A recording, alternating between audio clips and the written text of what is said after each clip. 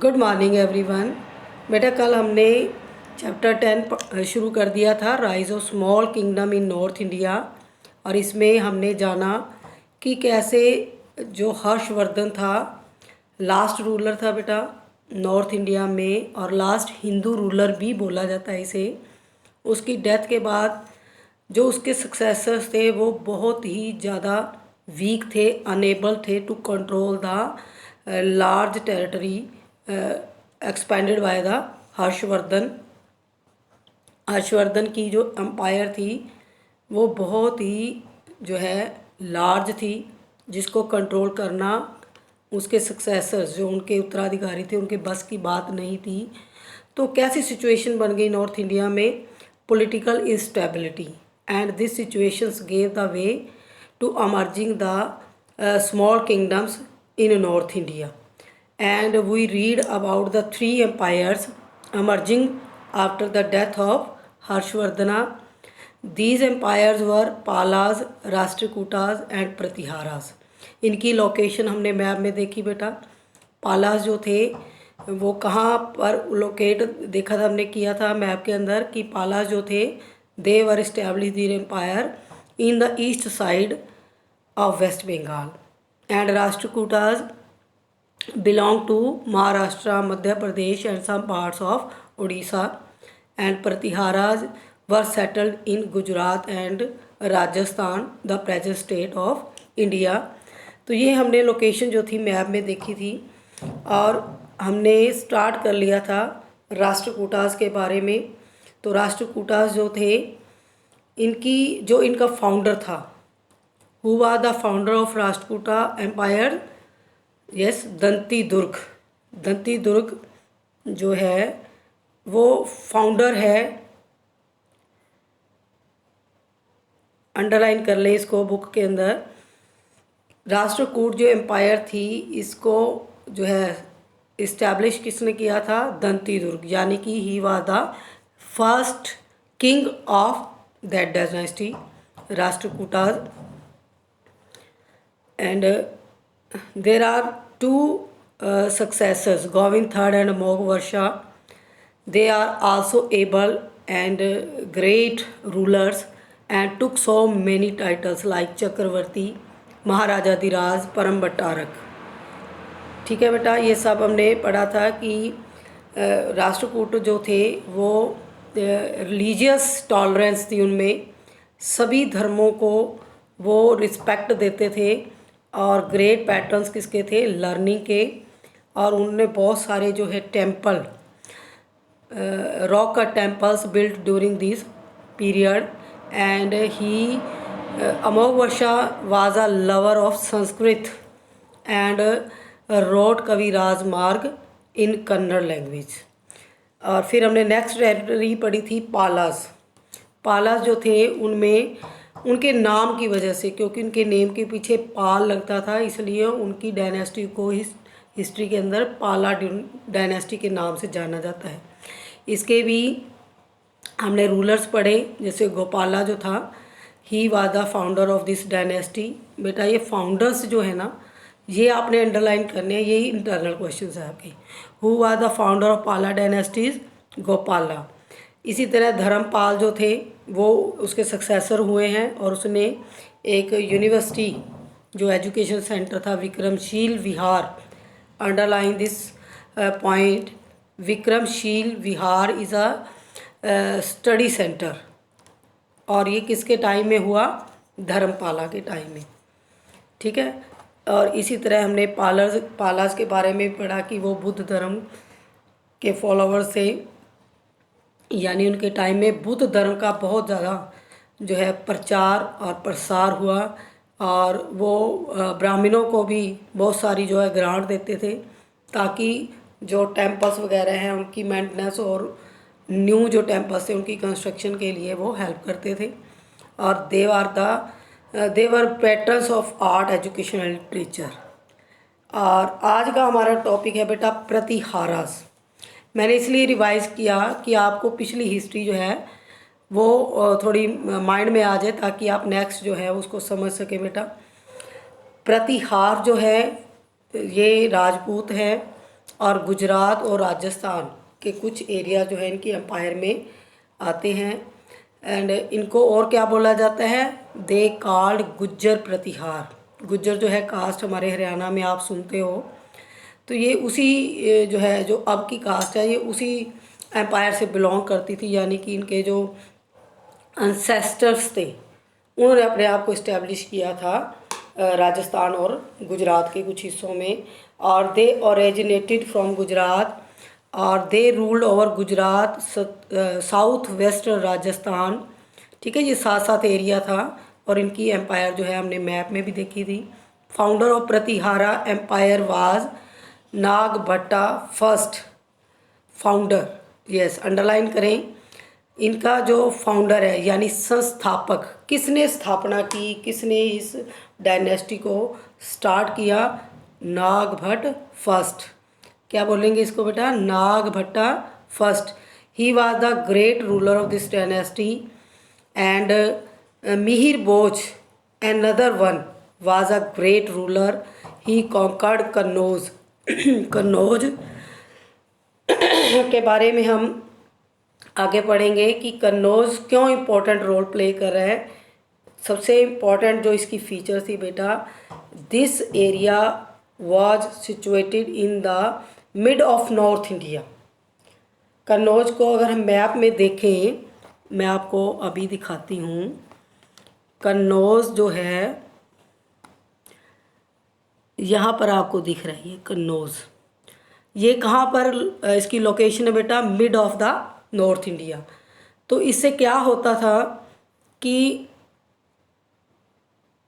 जो इन्वेडर्स थे यानी जो बाहर से इंडिया में एंटर करते थे और वो अटैक की पोजीशन में यानी कि वो युद्ध करते थे और यहाँ पर जो यहाँ की संपत्ति थी उनको लूटना चाहते थे, तो यहाँ से एंटर कर लिया।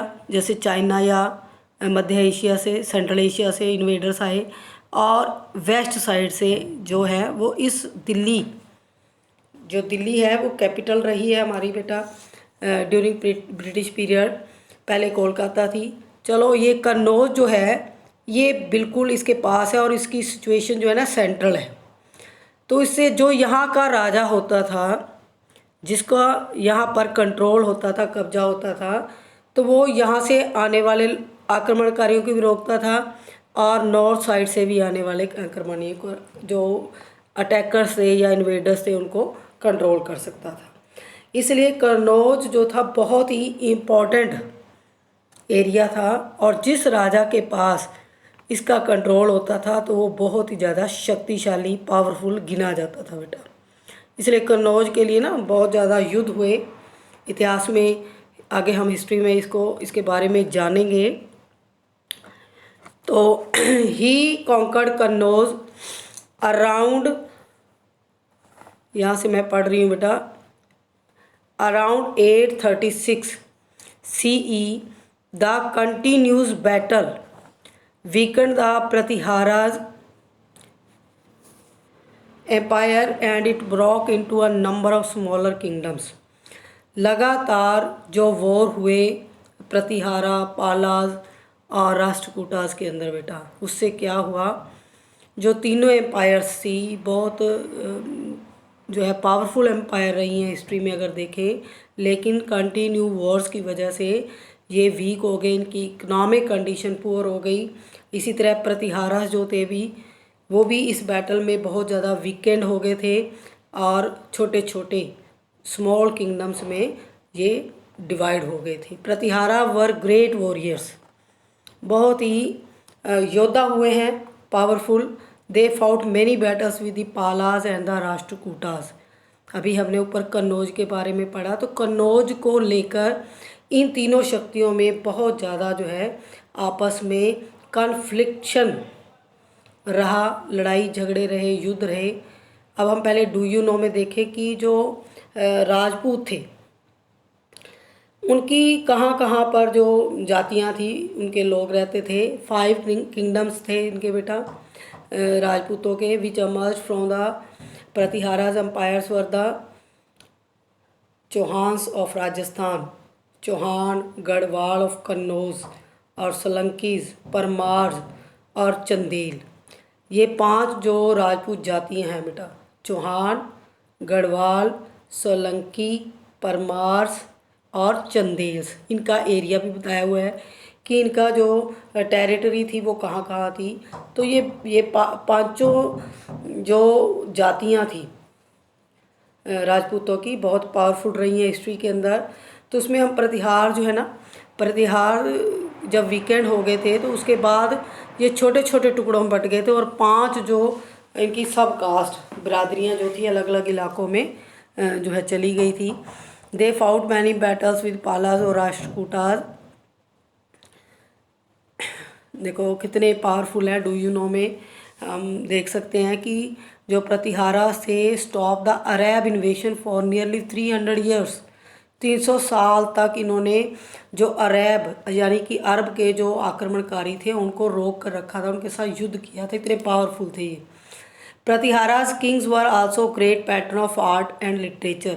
जब हम एक तरफ कह रहे हैं कि बहुत पावरफुल थे और फिर ये वीक भी हो गए थे बेटा, तो ये सिचुएशन जो थी हमारी कंट्री की, देखो इन्होंने 300 साल तक बाहरी आक्रमणकारियों को रोका, लेकिन जो इंटरनल इनकी इन फाइटिंग्स थी उससे वो क्या हो गए थे, वीक हो गए थे।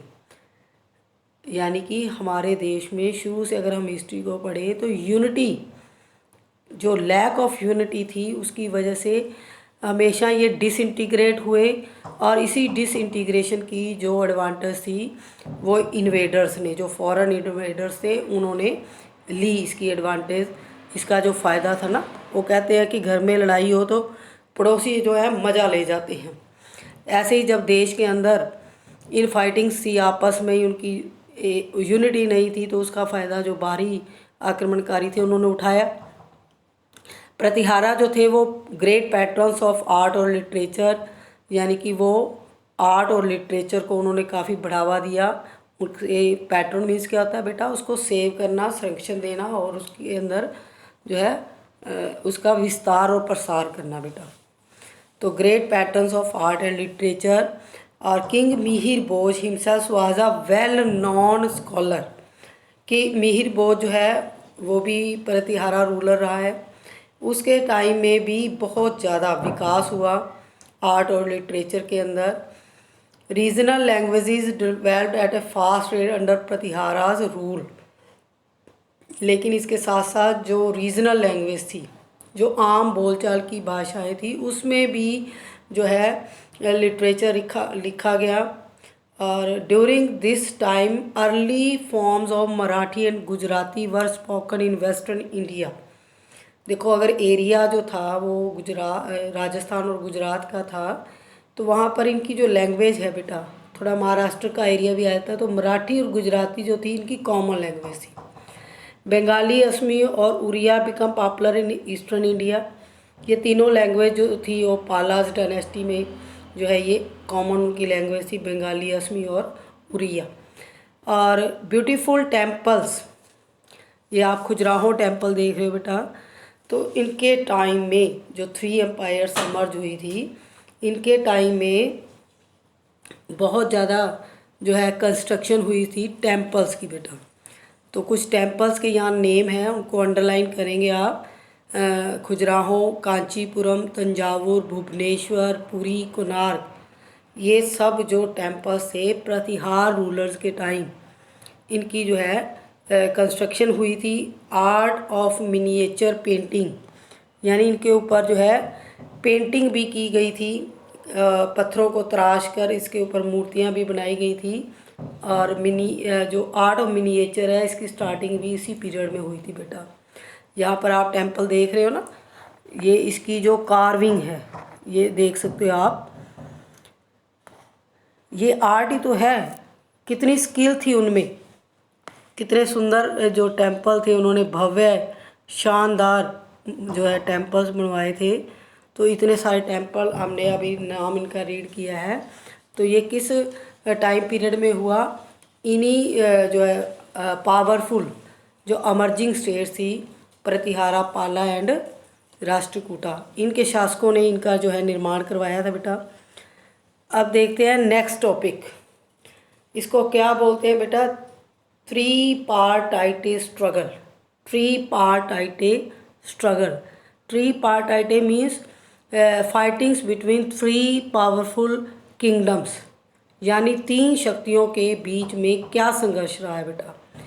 तो Kannauj was a symbol of power in north India and three kingdoms Rashtrakuta, Palas and the Pratiharas were continuously engaged in struggle to possess means क्या होता है बेटा, अधिकार। कन्नौज, तो कन्नौज के ऊपर अपना अधिकार करने के लिए लगातार इन तीन शक्तियों में बेटा स्ट्रगल रहा, युद्ध हुआ। सब चाहते थे कि कन्नौज जो है वो उनके कब्जे में हो, यानी कि उनकी टेरिटरी में वो सब्जुगेट कर ले उसको, इसलिए वो आपस में कन्नौज के लिए लड़ते रहे। Their struggles for supremacy were known as the tripartite struggle. इसलिए जो उन्होंने स्ट्रगल किया, सुप्रीमेसी क्या होती है, मोनोपोली। मोनोपोली मीन्स एक अधिकार, यानी किसी एक शक्ति का इसके ऊपर अधिकार हो, तो उसी सुप्रीमेसी के लिए उन्होंने क्या किया, स्ट्रगल किया। और तीनों शक्तियों का जो स्ट्रगल था उसको क्या नाम दिया गया इतिहास में, tripartite struggle. Each of them succeeded in occupying Kannauj. ठीक है, सभी जो थे चाहते थे कि वो ऑक्यूपाई यानी उसके ऊपर कब्जा कर लें।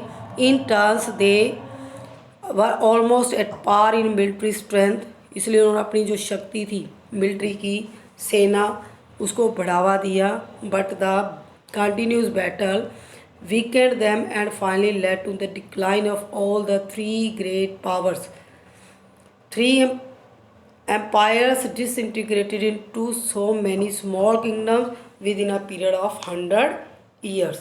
तो 100 ईयर, 100 सालों के बीच जो इतनी शक्तिशाली तीन रियासतें थी वो छोटे छोटे किंगडम्स में डिसइंटीग्रेट हो गई थी। अगर इनमें आपस में यूनिटी होती तो जो इन्वेडर्स थे या इसी मेडिवल पीरियड में जो सल्तनत पीरियड की स्टार्टिंग होती है तो वो ना होती बेटा, क्योंकि इनमें आपस में ही एकता का अभाव था, जिसका फ़ायदा हमेशा जो हमारे पड़ोसी देश थे उन्होंने उठाया था। और बार बार वो युद्ध करते रहे, युद्ध किया, लूटपाट की, लोगों को मारा और वापस चले गए। तो अगर इनमें यूनिटी होती तो किसी की कोई ताकत नहीं थी कि वो इंडिया में एंटर कर जाता बेटा। अब एक अलग से टॉपिक आ गया बेटा, राजपूत, जो हमने प्रतिहारा डायनेस्टी पढ़ी थी कि राजपूत जो हैं उनका ओरिजिन कैसे होता है। तो इसमें भी जो हिस्टोरियंस हैं उनकी एक राय नहीं है। ठीक है, वो अपनी अलग अलग राय रखते हैं कि राजपूत जो हैं उनकी जो है इस्टेब्लिशमेंट कैसे हुई, कैसे उनकी धरती पर उत्पत्ति हुई, राजपूत जो है नेम कैसे दिया गया। Around 9th century CE, the whole of North India had become a patchwork of small kingdom as the power of the Rashtrakutas। ठीक है, 9th सेंचुरी के आसपास जो पूरा नॉर्थ इंडिया था, the whole of north India become a patchwork, यानी कि छोटे छोटे स्मॉल किंगडम्स में उनकी पावर डिस्ट्रीब्यूट हो गई थी। और वो थे Rashtrakutas, Palas and Pratiharas. During the 10th century, अब आ गई है 10th century, three important developments took place in medieval India. जो डेवलपमेंट्स यानी कि जो विकास हुआ वो मेडिवल पीरियड में, वो क्या था। फर्स्ट क्या था, north India came in close contact with western and central Asia. अब वेस्टर्न और सेंट्रल एशिया से जो बाहर फॉरेन इन्वेडर्स यानी कि बाहरी शक्तियाँ जिन्होंने आक्रमण किया उनके कांटेक्ट में आई। और सेकंड क्या हुआ, most of the kingdom came under the rule of Rajput. अब ज़्यादातर जो किंगडम से वो राजपूतों के थे, इसलिए राजपूतों की जो शक्ति थी वेस्ट साइड में ज़्यादा थी। Who were constantly at war with one another. Finally the continuous wars created political instability which was the major cause of the beginning of Turkish invasions in North India। लेकिन राजपूतों में भी आपस में unity नहीं थी। जो पाला से राष्ट्रकूट थे वो अलग अलग जो है कास्ट से बिलोंग करते थे और ये तीनों आपस में लड़ते रहते थे। लेकिन जब राजपूत भी डिसइंटीग्रेटेड हो गए और इनकी जो आगे 5 एम्पायर्स बन गई, जो हमने डू यू नो में पढ़ा था, जो सोलंकी थे, चौहान थे, ठीक है, ये भी राजपूत थे, लेकिन इनमें आपस में ही यूनिटी नहीं थी। सब अपने आप को पावरफुल जो है बनाना चाहते थे, इसलिए वो आपस में लड़ते झगड़ते रहे, जिसकी वजह से क्या हुआ, जो वेस्ट और नॉर्थ साइड था जो राजपूतों के कंट्रोल में था, वहाँ पर भी पॉलिटिकल इंस्टेबिलिटी हो गई। अब हर्षवर्धन के बाद पॉलिटिकल इंस्टेबिलिटी हुई, यानी कि राजा जब वीक हो जाता है, उसके पास पावर नहीं होती कि दूसरी शक्तियों को कंट्रोल कर सके या युद्ध में वो भाग ले सके, तब क्या होता है, तो ऐसा ही ये तीनों एम्पायर्स जो थी वो अमर्ज हुई थी। अब इन तीनों एम्पायर्स के अंदर भी क्या है, लैक ऑफ यूनिटी, और उससे क्या हुआ, पॉलिटिकल इंस्टेबिलिटी क्रिएट हो गई, और जिसकी वजह से जो तर्किश थे, यानी जो तुर्क जाति के लोग थे, उन्होंने इन्वेशंस क्या होते हैं बेटा, आक्रमण, इन्वेड किया नॉर्थ इंडिया में। अब ये क्यों इनकी हिम्मत हुई, क्योंकि इनको पता था कि इनका सामना करने वाला नॉर्थ इंडिया में कोई नहीं है, ये तो आपस में ही लड़ते रहते हैं, इनमें आपस में कोई एकता नहीं है, कोई एक राय नहीं है। तो उनकी इस डिसयूनिटी का फ़ायदा किसने उठाया, तुर्क जाति ने बेटा। The Rajput played an important role. बेटा ये टॉपिक जो है हम नेक्स्ट लेक्चर में डिस्कस करेंगे। अभी आप यहीं पर मार्क कर लो, इन्वेशन इन नॉर्थ इंडिया। तो हमेशा बेटा जो भी टॉपिक स्टार्ट करते हैं तो वो डे लिखा करो, इम्पॉर्टेंट पॉइंट्स को अंडरलाइन किया करो, ठीक है, और मार्क कर लिया करो कि हमने नेक्स्ट लेक्चर कहाँ से सुनना है बेटा। उसकी रीडिंग जो है आप बार बार करते रहें, ताकि चैप्टर आपको जो इसके कंसेप्ट्स हैं वो क्लियर हो जाए। ओके बेटा, good bye, till then, bye bye.